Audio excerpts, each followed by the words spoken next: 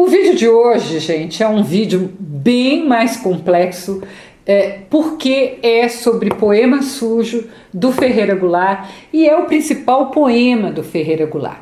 Então, eu vou resumir, contextualizar tanto a trajetória do escritor como a sua obra. E por fim, junto, eu vou analisando e marcando com você os principais pontos para que você possa fazer uma boa prova. Ou se não for fazer prova alguma, conhecer de forma mais aprofundada a poesia de Ferreira Goulart, justamente pela sua principal obra, que é Poema Sujo. O Poema Sujo, ele foi lançado, publicado ele foi escrito em 75, mas ele foi publicado em 76. Eu tenho incluído nesse volume antigo, que se chama Toda a Poesia, e que traz a obra, não é completa, porque depois de 80 ele faz mais coisa, mas no meu volume ele é de 50 a 80. Mas você pode comprar apenas o livro Poema Sujo separadamente. Tem muito em sebo, eu vejo bastante em sebo. Apesar de ser um livro pequeno, menos de 100 páginas, o livro todo é um único poema e ele tem um valor enorme, esse poema. Eu poderia dar um curso de meses só sobre esse livro ou sobre esse poema. Mas como nós estamos no YouTube, eu vou tentar ser bem concisa, mas não deixar nada de lado. Publicado em plena ditadura militar no Brasil, ele foi escrito quando Ferreira Goulart ele estava exilado na Argentina. E aqui a gente precisa falar um pouco da trajetória do Goulart, porque isso implica profundamente nesse poema.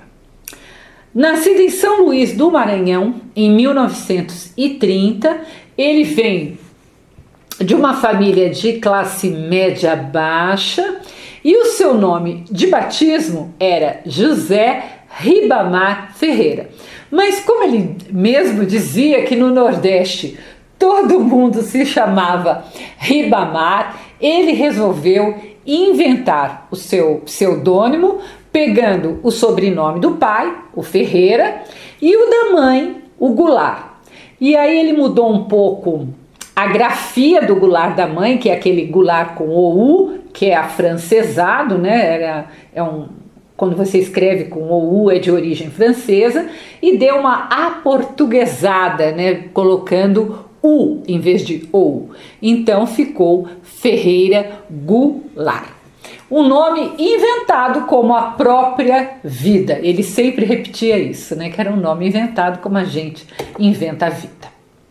Ainda no Maranhão, o Ferreira Goulart fez parte de um movimento literário que lançou o pós-modernismo no estado. Gente, depois do modernismo, tudo é pós-modernismo, tá?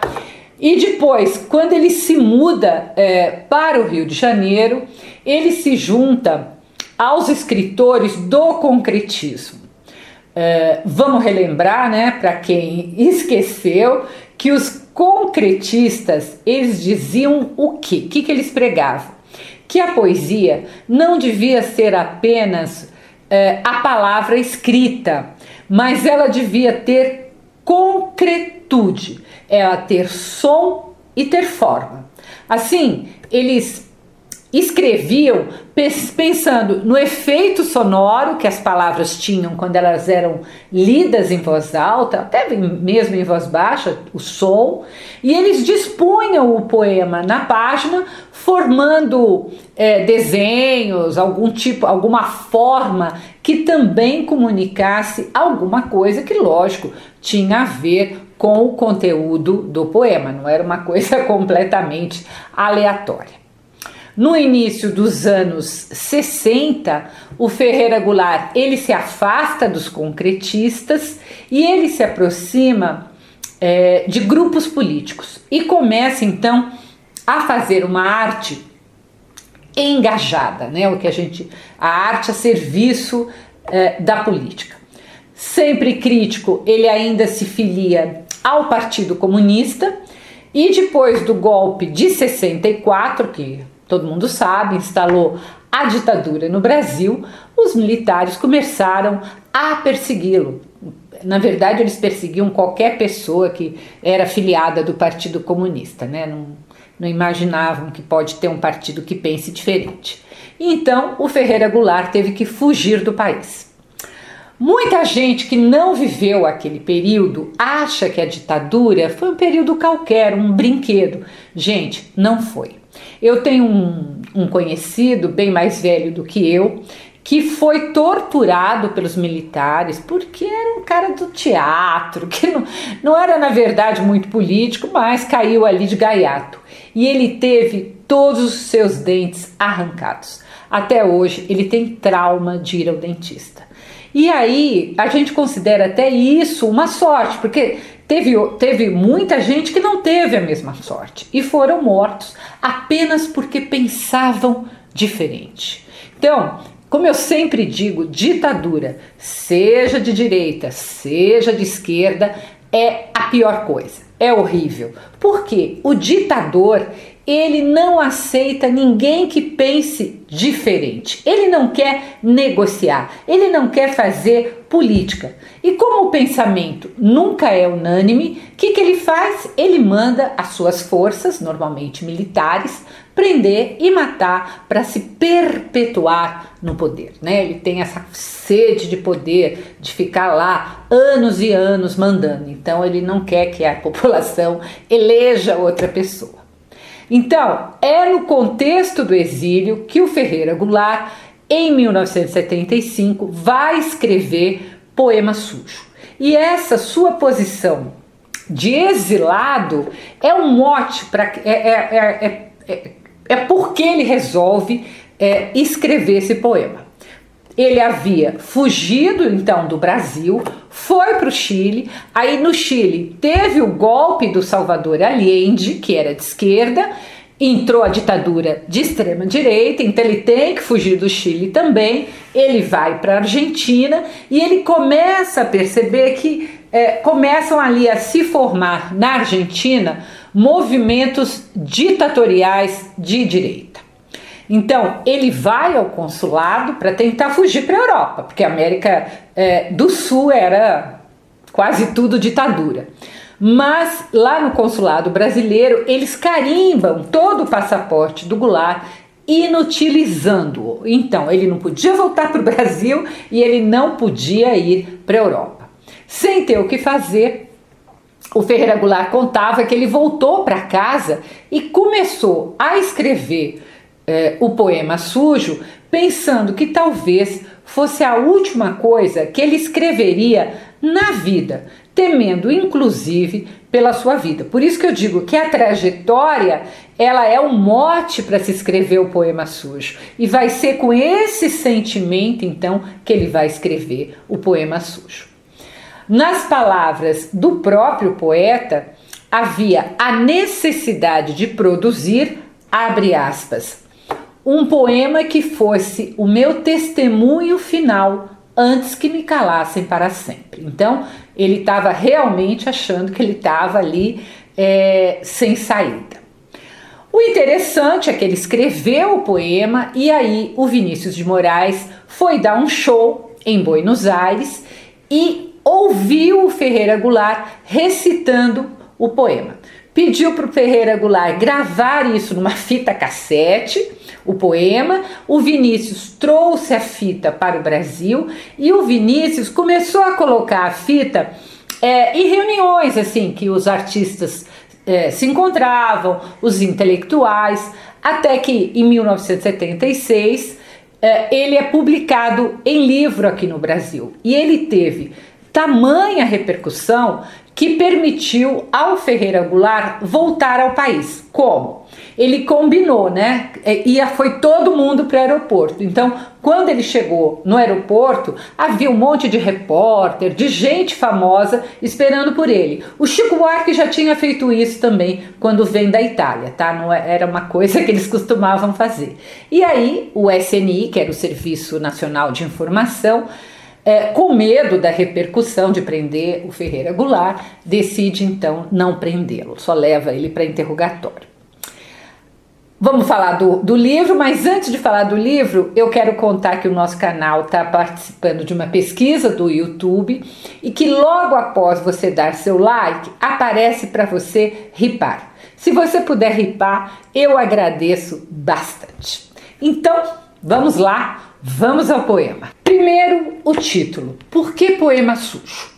O próprio Goulart respondeu a isso em uma entrevista. Ele disse que era sujo por 3 motivos. Em primeiro lugar, isso ele falando, abre aspas, em primeiro lugar, ele é sujo porque é nordestino, pela miséria, a doença, a morte, o lodaçal, a favela, as palafitas. Em segundo lugar, é sujo também porque, de acordo com a moral estabelecida, um poema que fala de boceta, de cancro, de todas as obscenidades, é sujo, com sujeira da vida. E finalmente o Goulart arremata, a terceira razão, então, o poema é, abre aspas, sujo porque estilisticamente também assim cabia ser chamado, pois não obedece a nenhuma norma, porque mistura prosa, ritmo, rima, enfim, mistura tudo. Então, vamos seguir essa explicação, vamos desmembrar, porque à medida que a gente for desmembrando essa explicação, a gente vai também explicando o poema. A gente consegue entender melhor o poema. Então, vamos começar, pela primeira razão, pela miséria. A miséria a que o Goulart se referiu é a miséria do Brasil, principalmente naquele Brasil daquela época, e principalmente no Nordeste, onde o Goulart nasceu. É um poema que traz muitas referências da sua infância em São Luís, principalmente quando o poema começa, tem um trecho ali que diz assim, quer dizer, o poema então vai falar dele em São Luís, tá? Abre aspas. Mas que importa um nome debaixo desse teto de telhas encardidas, vigas à mostra, entre cadeiras e mesa, entre uma cristaleira e um armário, diante de garfos e facas e pratos de louça que se quebraram já. Um prato de louça ordinária não dura tanto, e as facas se perdem e os garfos se perdem pela vida, caem pelas falhas do assoalho e vão conviver com ratos e baratas ou enferrujam no quintal, esquecidos entre os pés de erva cidreira e grossas orelhas de hortelã. Quanta coisa se perde nesta vida. Fecha aspas. Então ele retrata ali como era a casa dele, Então vejam que ao mesmo tempo que ele retrata a simplicidade da casa, que não tem nem forro no teto, as vigas ficam à mostra, há também uma nostalgia, uma lembrança de tudo aquilo que se perdeu. E claro, não são apenas objetos como louça e talheres que se perderam, mas até a própria infância. Todos nós perdemos de alguma forma, mesmo que tenha sido uma infância maravilhosa, a gente perdeu a infância, ela ficou para trás. E para o Goulart, que estava no exílio, até a possibilidade de retornar à sua cidade. Então, no momento que ele escreve, ele estava proibido de voltar. Em seguida, o poeta ele entrelaça essas marcas da sua infância com o seu corpo. Vai descrever seu corpo dizendo que mede 1,70 m. E aqui também aparece o medo da morte que ele estava vivendo lá em Buenos Aires, quando o poeta diz, abre aspas, corpo que se para de funcionar provoca um grave acontecimento na família. Sem ele não há José Ribamar Ferreira, nem há Ferreira Goulart. E muitas pequenas coisas acontecidas no planeta estarão esquecidas para sempre. Fecha aspas. Então, o poema ele é pessoal, né? Ele fala o próprio nome do Goulart. Mas a pobreza literal ou figurada também está associada a esse corpo, porque o poeta diz que é um corpo atravessado de cheiros de galinheiros e rato e de cocô de gato, mas que sobretudo é um corpo nordestino, maranhense. Então é um corpo ali que está no meio da pobreza, né? A pobreza por ser nordestino, por ser maranhense, então ele fala do cocô de gato, ele fala ali dos ratos. Então, gente, é sempre uma tentativa de colocar aquele corpo, o seu corpo, naquela cidade, tá? Que é São Luís do Maranhão. Ainda descrevendo o cenário de sua infância, ele fala da locomotiva que se parece com um paquiderme de aço. E o poema aí nesse trecho, ele faz o barulho do trem. Então é escrito assim, tran, tran, tran. E isso, gente, é um ótimo exemplo de poesia concreta, porque ela traz o som, ela está falando do trem, então ela traz o som do trem para a palavra escrita. O Goulart vai dizer em algumas entrevistas que ele nunca foi um concretista ortodoxo como eram os irmãos Haroldo e Augusto de Campos. Mas nós vamos encontrar muitos exemplos de concretismo na obra do Goulart. Até tem alguns estudiosos que dizem que ele, sem chamar de concretismo, ele iniciou essa forma de escrever. É nesse momento do trem, que ele está falando ali do trem no Poema Sujo, que vai aparecer o texto da música O Trenzinho Caipira, que nós todos conhecemos. Que o próprio Goulart, quando escreveu, ele recomendou que fosse esse trecho, em vez de lido, cantado com a baquiana número 2 de Villa-Lobos. Que a música, gente, foi feita depois com a baquiana, foi gravada e fez enorme sucesso. Não tá lembrando qual é a música? Eu vou cantar um pedacinho, gente, mas eu sou péssima, tá, em cantar. Então vamos lá. Lá vai o trem com o menino, lá vai a vida rodar, lá vai... Eu vou ler. Lá vai cirando destino, cidade e destino a girar. Lá vai o trem sem destino, pro dia novo encontrar. Correndo, vai pela terra, vai pela serra, vai pelo mar, no ar. Gente, eu adoro essa música, adoro o trecho, então procura no YouTube que eu sou péssima cantora. E aí então ele vai descrevendo nessa viagem do trem tudo da terra que vai ficando para trás e sempre entremeando os versos com os barulhos que o trem faz, ou com os versos imitando o barulho.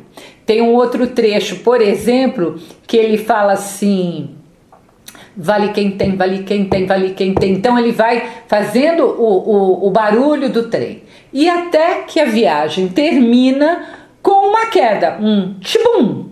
Ele escreve tibum. E aí, antes do tibum, ele vai escrever essa última estrofe, né? Com as palavras em vertical, como se realmente estivesse caindo. Então, mais uma vez, a linguagem, então, a serviço do conteúdo. O que é isso? O concretismo, que alia, então, a mensagem e a forma visual. Claro que essa mensagem, ele é o menino, tá? Então, é muito bonito. Procurem a música, escutem, que é muito legal. Vem deste livro. Bom, o poema continua rememorando os cenários de sua vida. O poeta vai falar muito do bairro da Baixinha, que é um bairro pobre de São Luís, que os versos dizem que é envenenado de lama, abre aspas, envenenado de lama, que de feder tantos anos já é parte daquela gente. Então, é um bairro realmente muito pobre.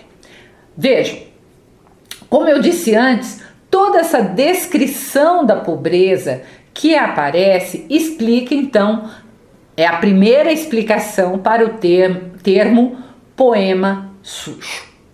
Em seguida, o poema tem uma parte que fala dos pássaros de São Luís, né? Da história dos pássaros, desde o canário da terra, a rolinha, o urubu e tantos outros que havia então na sua cidade. E mais uma vez, o Goulart vai entremear os pássaros às pessoas, as pessoas suas, conhecidas ali da sua família, conhecidas de quando ele morou lá, e as histórias da sua infância.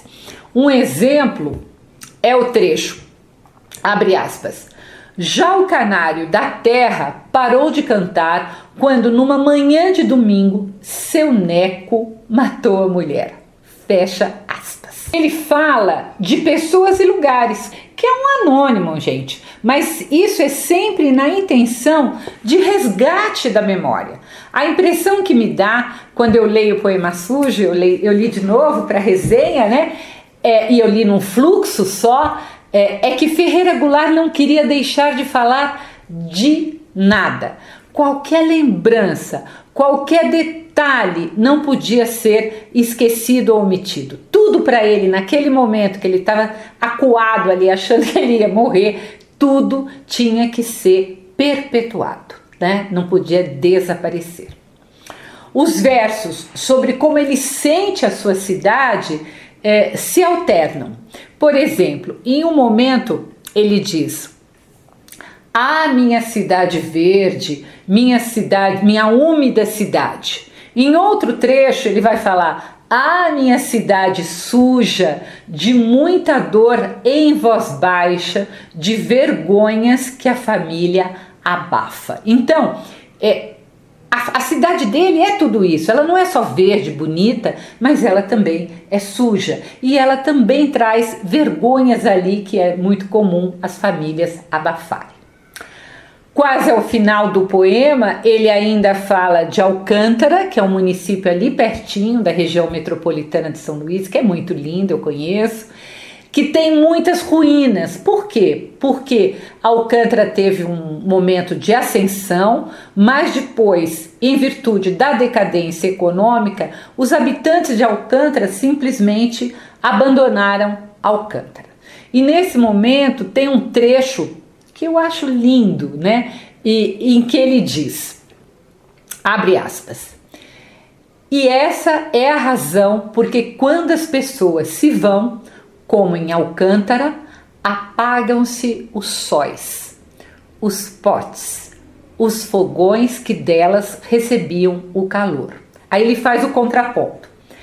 "Essa é a razão porque em São Luís, donde as pessoas não se foram, ainda neste momento, a cidade se move em seus muitos sistemas e velocidades, pois quando um pote se quebra, outro se faz". Então, eu sempre penso nele como pote, porque ele diz que São Luís ainda está viva e que se quebrar um pote se faz outro. Então, eu acho que é um pouco esse sentimento que ele estava tendo ali de que ele podia morrer, que tudo bem, a cidade ia continuar. E ele fala também de como a cidade está no homem. Então, da mesma forma que o pássaro, quando voa, ele carrega um pouco da árvore consigo, né? Eu acho que é isso um pouco o que ele estava sentindo, ele carregou São Luís com ele. Ele também fala que também não está no mesmo homem, do mesmo modo que as quitandas, praças e ruas, que permanecem para sempre com a cidade. Por quê? Porque são estruturas que compõem a cidade. Então, é o pássaro que voa, que leva um pouco da árvore, mas a árvore está ali, a terra está ali, não sai do lugar. tá? Então ele faz esse jogo. Bom, gente, esse é um resumo do poema. Você tem de ler para pegar todos esses detalhes, né? Então agora vamos continuar a segunda explicação de por que é um poema sujo. E ele diz que é porque a sua escrita traz muitos palavrões, ou ele chama de obscenidades, né? Que não costumam aparecer em versos, como ele fala em cu, em buceta, em cancro, e como eu disse antes, nada podia ficar de fora do poema, porque mesmo que a moral puritana repudiasse esses termos, e mesmo que não fosse comum que eles aparecessem em poemas, em versos, né? Eles fazem parte da vida. A gente não costuma falar muito esses termos quando a gente conversa com outra pessoa, mas eles fazem parte da nossa vida, da realidade e da memória do poeta, que ele não quis omitir. Se ele não queria omitir nada, essa parte também ele não queria omitir. E a terceira e última explicação, que diz respeito mais à narrativa, à forma de escrita, ele crê que é sujo porque estilisticamente não segue uma regra ou um padrão. Claro, é um poema modernista com ampla liberdade de escrita, que mistura muitos elementos literários de movimentos diferentes, como é o caso, por exemplo, em alguns momentos, da utilização do concretismo que eu já citei antes. Ainda há trechos com rima, outros sem rima, até aquela parte que eu já até tentei cantar aqui para vocês, do trenzinho, que ele recomenda que se cante, né? Ele faz também muito o jogo dos opostos, né? Do claro escuro, e essa mistura toda na escrita também é muito rica, e ela é fundamental, esse tipo de narrativa, para acompanhar a riqueza do relato. Se é um relato com tantos elementos, por que não a escrita não ter todos esses elementos? Você vai perceber ainda que, como recurso de escrita, ou para reforçar uma ideia ou uma imagem, muitas vezes não há qualquer pontuação, há ausência de pontuação. Isso é proposital, para que os versos sejam lidos em um fluxo contínuo, né?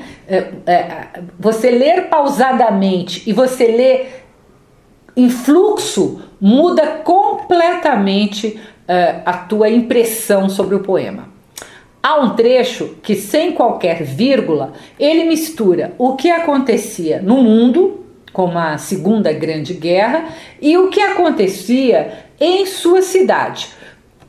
Pois, de verdade, né, as nossas lembranças, quando a gente começa a lembrar da nossa infância, tudo vem um pouco misturado, né? A gente mistura tudo, a gente às vezes não tem nem muita certeza se isso aconteceu ou não. Vou ler para vocês esse trecho. Abre aspas. Era a vida a explodir por todas as fendas da cidade, sob as sombras da guerra. A Gestapo, e aí ele vai falar um monte de palavras em alemão, gente, que eu não vou repetir, tá? Quando vocês lerem, mas ele vai falar a Gestapo, torpedeamentos, a quinta coluna, os fascistas, os nazistas, os comunistas, o repórteresso, a discussão na quitanda, o querosene, o sabão da andiroba, o mercado negro, o racionamento, o blackout, as montanhas de metais velhos, o italiano assassinado na praça João Lisboa, o cheiro de pólvora, os canhões alemães troando nas noites de tempestade por cima da nossa casa. Fecha aspas. Gente, o Brasil em nenhum momento teve canhão em cima, né, da nossa casa, mas ele faz isso sem vírgulas e aí ele mistura tudo. Então, se você lê num fluxo, sem fazer essas pausas que eu fiz, é tudo realmente misturado. O professor e crítico Otto Maria Carpo dizia que o poema Suja devia ser chamado de poema nacional, porque, abre aspas, encarna todas as experiências, vitórias, derrotas e esperanças da vida do homem brasileiro. Então, nós compreendemos toda a sua abrangência e a sua importância.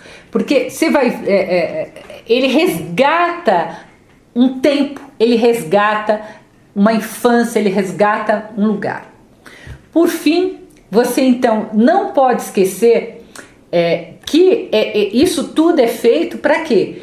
Para que seja o resgate e a perpetuação da memória, seja com coisas reais de sua cidade ou com o imaginário do poeta sobre ela, né? O que ele lembrava, o que ele imaginava de São Luís. Então, de novo, é uma tentativa de eternizar essas memórias, com nostalgia, com saudade e até com certo desespero, já que ele imaginava que seria a última coisa que ele escreveria. Ainda bem que não foi, né, gente? Ferreira Goulart ainda nos deu muitos outros belíssimos poemas, então foi ótimo Vinícius ter feito toda aquela auê para que ele não fosse preso, né, e pudesse voltar ao Brasil. Eu acho que é isso, leia, releia, porque você vai descobrir muitas coisas fantásticas ali, escondidinho em cada verso, né? É um poema para se ler muitas vezes e você buscar interpretações que você vai fazendo de acordo com a época da sua vida. Você vai tendo então um outro olhar, né? Eu digo sempre que o processo de leitura nos possibilita isso. A primeira leitura nunca vai ser igual à segunda, a terceira e assim por diante.